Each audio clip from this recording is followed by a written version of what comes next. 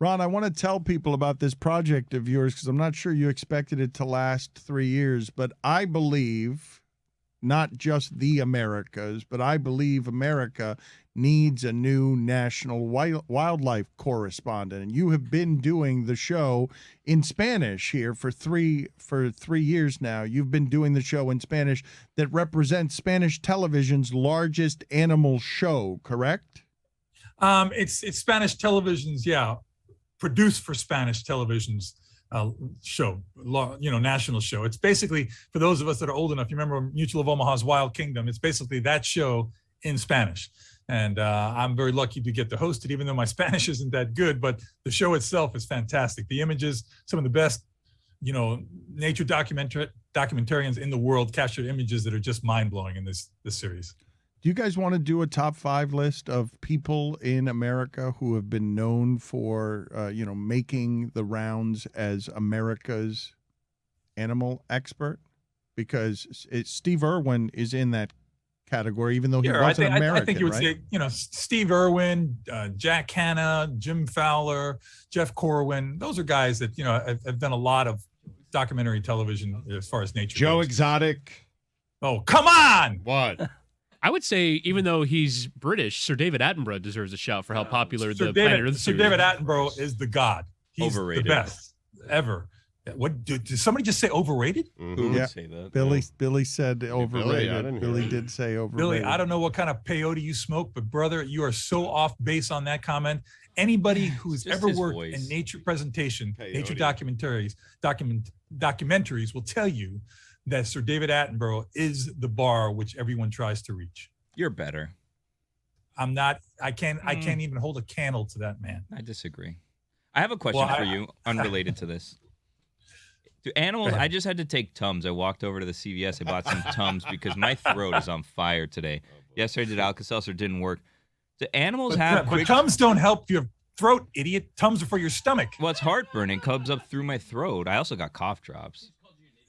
What? Yeah, idiot. I mean, Sir David No, I'm sorry. Attenborough would never. I apologize for that. That was really harsh and that was uncalled for. And I'm a jerk for even saying that. I Jeez. apologize, Billy. Your You're words, not not an mine. idiot. You actually are brilliant in your own special way. I don't know that you're making it any better. Special. Anyway, do animals have any quick fixes like that? Like they can go and like this helps me with indigestion or this helps me with this or that? There are animals, primates especially, that are known to eat certain plants when they have an upset stomach. That makes them feel better, and a lot of indigenous people have learned from that. Indigenous people know certain plants to chew on, to eat when they have a stomach virus or they have an upset stomach. So certainly animals do know the medicinal properties of some plants that they do utilize when they get sick. That they only eat when they're sick? Yeah, pretty much. I think I can't say that I'm as well versed in this as I probably should be, but yes, they don't eat that as a normal part of their diet on a regular basis. But studies have shown that when they do get sick, they seek out that plant to consume it to help alleviate whatever discomfort they're feeling. Are there animal doctors? What he's asking, like, are there animals that other animals will go to because they'll help them? That's an interesting question. I don't think there are animal doctors. I think there are certainly animals that serve as mentors. In other words, in an elephant society, the older female, the matriarch, will show the young ones what to eat, what not to eat. Same thing with primates, chimps, gorillas. These young learn from their parents, from their older generations on things that can best help them survive in the wild. I want a little love for Joan Embry. How about that? Yeah, you know what? You're right. You are so right. Joan Emery was one of the first. Well, let's say Joan was the first zoo person. Marlon Perkins was also the director of the St. Louis Zoo. So he was a zoo person, but he wasn't representing the zoo. He did Wild Kingdom. He went in the wild. Joan was the first goodwill ambassador for any zoo. And I use the term goodwill ambassador for what I do here at the zoo, modeling it after Joan. I met Joan when I first started working at the zoo, over 40 years ago, was lucky to work with her on several television shows. And she is as nice a person as you could ever want to meet. Just saw her a couple of years ago. She recently suffered a stroke, but she's making quite a recovery from that. And she is just a phenomenal, phenomenal woman. She really is. Set the path for all of us in the zoo industry. Ron, this only happens a couple of days a year down here in Miami where it gets this cold. Explain to people the phenomenon of iguanas falling out of trees. Well, iguanas are tropical reptiles. Now, as reptiles, they're cold-blooded animals. difference from mammals, which are warm-blooded animals. We're mammals. When we get cold, what do? We shiver, right? We shiver to try to keep our body temperature up because we keep a constant temperature of about 98.6. Reptiles, all cold-blooded animals, their body temperature is very similar to the ambient temperature around them. So reptiles, for instance, you don't see reptiles in the snow. No snakes, no turtles, no lizards in the snow. So these tropical lizards, which iguanas are, normally found in Central Tropical America, South America, when they come here, they do well until it gets really cold. When it gets cold, what happens is their body temperature goes down. And as their body temperature goes down, their heartbeat slows down. And they literally go into almost like a coma. It's a stunned type of suspended animation where they cannot function. Now, they will look like they're dead. And in all practical appearances, they appear to be dead, but they're not dead. Now, if they stay in that type of condition for an extended period of time, they will die. So what happens is these iguanas, instinctively, they go up into trees at night. And they go up into trees to get away from any type of predator that may be on the ground. A lot of things eat iguanas. So they're up at night. And then what happens is at night, if it gets really cold, as they shut down, the grip that they have on the trees, which they have, as an instinct to stay up in the tree, they lose that grip, and then all of a sudden they fall. And that's the raining iguanas thing, is these iguanas all of a sudden start falling from trees. When they get so cold, they no longer can hold on to the tree, and they just fall in that comatose state. And people think they're dead, but they're not dead. Do any of them die from the fall? I would say it's extremely, extremely rare. I'm sure that they can get some physical injuries. They'll break some ribs. They might break a leg. But they more often than not usually heal from those things and go on their merry way afterwards. They don't become prey the way that the rest of the animal kingdom does, because they're not quite indigenous here. So they certainly can become prey. Animals like vultures. I've seen raccoons go after them that way. But generally speaking, that's a type of prey that's going to be adapted to by the predator. In other words, vultures are going to say, okay, that thing looks like it's dead, I'm going to start eating it. Or raccoon may try it, but I just thought a broken leg. I thought a broken leg was fatal in the animal kingdom. Might as well be. It can be, but I've known a lot of animals that have that type of severe injury and survive.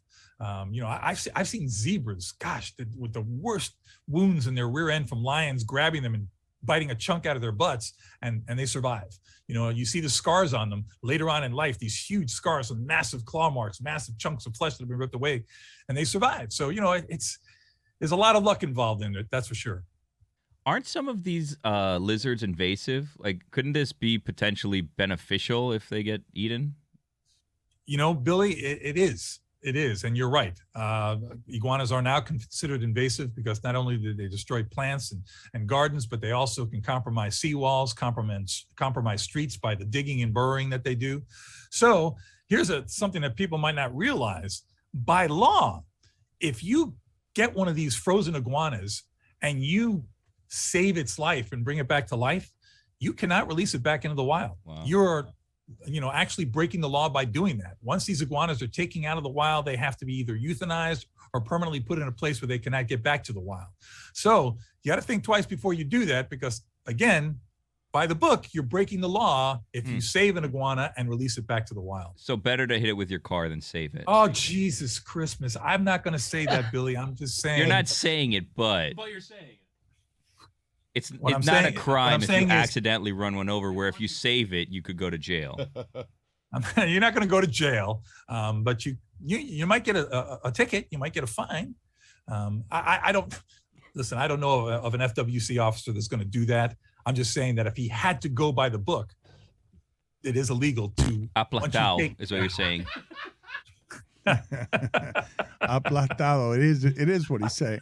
Ryan. Yeah, well, Ryan, a lot of animals in the animal kingdom have camouflage. They have colors that surround themselves with the exterior area, but zebras are black and white. So can you explain the camouflage of a zebra? It's not camouflage. Let me tell you what the zebra does. First of all, it's been proven that the black and white stripes deter tsetse flies, which of course are miserable and they bite, and they also can pass different diseases. And it's been found that black and white pattern discourages the tsetse fly from landing on the zebra. But more importantly, zebras are found in herds. So when they're running in herds, and let's say a lion is going after them and they're all running, it's very difficult for that lion to isolate the zebra because all those stripes blend together. So it's a confusing type of coloration. It's not a camouflage to blend in with the environment. It's almost like a camouflage to blend in with each other. So it gets that element of confusion to a predator, like I'm chasing, oh, where'd it go? Oh, it's that one. No, it's this one. And that split second loss of focus on an animal can be the split second that saves that animal's life and enables it to get away.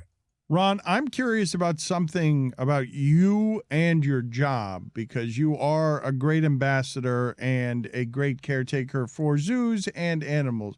But when Greg Cody can't know that he's asking you that iguana question that we've asked you at 15 times over the years, when you answer it with the same enthusiasm as if someone was asking you for the first time, is that something you want to do or have to do as part of your job? Do you ever say, you know what, fuck off, Greg? That question has been asked 15 times around here, and Stugotz hasn't listened to this segment either in the last 10 years. In Greg's defense, though, it's the first time Ron told us to hit them with cars. So. Thank you. I never said to hit him with cars, I was Billy. hoping to bring that out in him. That's the way I heard it. Yep. Stugotz, the way you hear things is just different than everybody else. But the bottom line is, I love what I do, guys. I really love what I do. And I love, sharing that information, because I think that's, if I have a job, is to connect people and get them to better. There's that old saying, and I've said it a million times. In the end, we protect what we love what we understand, and we understand what we're taught. I know, Billy. Well, you obviously don't love iguanas so much. No, it's not. I want people to just connect and understand the importance of nature and why things are the way they are. I just love talking about it, guys. I'm not being fake about this. It's not something I feel like I have to do. It's what I want. But you're also a teacher, and many people are hearing it for the first time, to be fair. Many people don't know that iguanas do all of that. You're welcome. That's what I was going for. But you fancy yourself, you are proud to be able to teach this because someone taught you once upon a time, and it helped further your interest in the animals. That's exactly right. I told you, we talked about Jim Fowler in Wild Kingdom. He was my mentor. He was the one who took me under his wing 30-something years ago and taught me how important it was to be a storyteller. Guys, we've got to be good storytellers. We've got to engage people. We've got to get them to care. And I'm really lucky to be able to do that. And, without sounding patronizing to you incredible guys, to be having this platform that has so many listeners. I get emails, I get Twitter things every day from countless LeBatard listeners saying the nicest things you could ever imagine. And I don't know how I got, it's going to sound I don't know how I got so lucky to do this, but I thank God for it every day. I thank you guys. You guys can bust my balls as many times as you want, because I am grateful and thankful to have this platform. It's just amazing in 2022 that you would advocate in the middle of cancel culture for the flattening of iguanas and the killing of iguanas. But we do appreciate the kind words. Billy wanted to ask you something before, when Greg Cody was too busy asking you about iguanas for the 15th time around here. He wanted to ask you about Manny Puig, but didn't get in there because Greg Cody was asking you about iguanas for the 15th time. Right. Yeah, where do you have Manny Puig on your list of American animal people? Manny is an incredible, environmentalist. I think he loves wildlife. He's a great storyteller of nature. The guy, when you look at him, if anybody's ever seen him, Google him, the guy looks like Jesus ripped. He's just like a ripped Jesus. He's one of the best free divers I've ever known in my life. That guy can spend, 5-10 minutes underwater without breathing. He's amazing. The only thing I had a kind of a little apprehension with Manny is when he started doing that jackass stuff. That I think that kind of took away a little of Manny's credibility. I love Manny as a person. I think he's a great guy. I think he does amazing things. But when he started going that path, doing all the jackass stuff, I just thought it took credibility away from what he really can do and what he does know. Listen, those guys are entertaining. Don't get me wrong. I've watched the jackass movies. It's kind of fun, but I don't know if I'd start associating myself with being a jackass. 10 minutes underwater. You are on this show every week. Whoa. Hey, point well taken. Ron, I want to ask you a question, and I pray that it's never been asked before. Scientists have come up with tricks to make transplanted burrowing owls feel like they aren't alone by playing owl sounds and scattering fake poop. And I wanted to ask you, are there other examples of fooling animals for their own good? Greg, I'm sure there are. It's a great question. It's never been asked before to me.